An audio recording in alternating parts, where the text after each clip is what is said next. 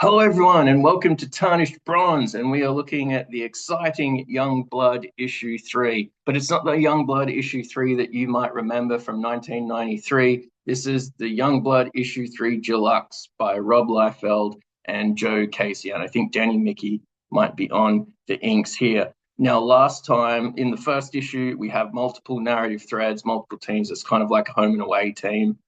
In this second issue, we had the introduction of Prophet, and then he kind of goes crazy after he's woken up from suspended animation, and there's some tie back into some of the more celestial characters in the Youngblood universe.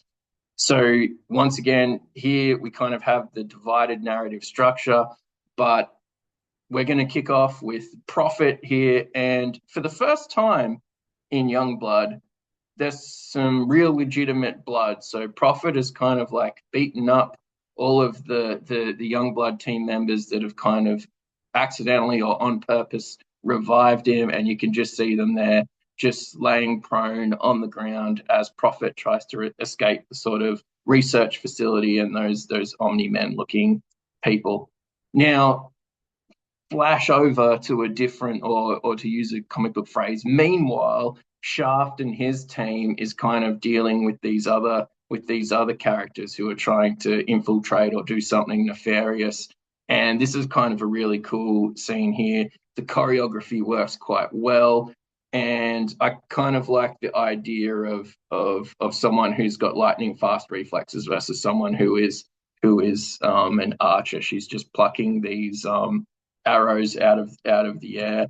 And then he gets just sucker punched, sucker kicked, and then sucker punched, and then he does a little bit of a counterattack. So once again, this issue has more blood than we're used to. We're kind of getting the blood in the Youngblood. He's taken the lessons that he needed to learn from the Vigil brothers, and he's taken the lessons that he maybe needs to learn from Todd McFarlane about you got to show the blood. You've got to use it to your advantage. That's what's going to drive all those kids wild, and it certainly did in 1993. But here we get a far more better scripted story.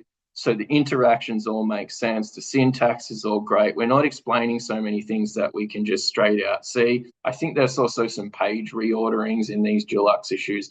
They just make far more sense. The characters are far more compelling. This scene with Chapel, I think, is really good.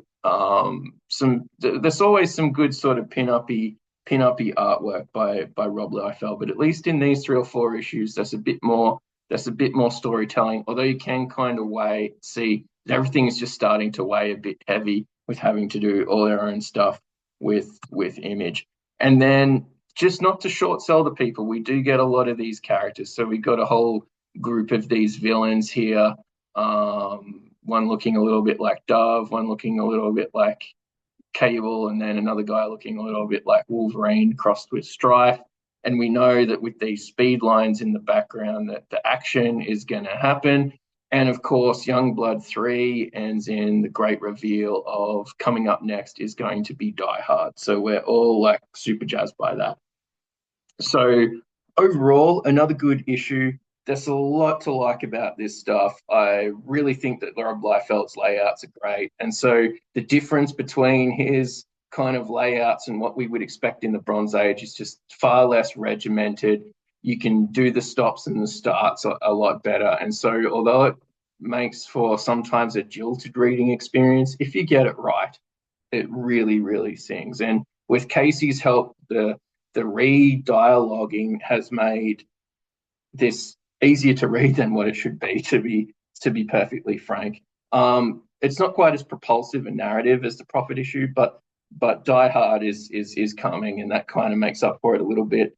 Just once again, Rob, these panels need more blood. You need to do the Redux edition, maybe do a red band edition, just really get the blood going. You need to make those other Youngbloods like widely available. I think it's called Last Blood, right? You keep spruiking that on cons and stuff. But we need to get the Extreme Verse, the new version of Rob's Extreme Verse, now that he doesn't have to do stuff with Marvel. We need to get that into the hands of the people. This has been Tarnished Bronze. Like, follow, and subscribe. And we have been talking about Youngblood issue 3. So we will see you next time with some more exciting comic book related activities.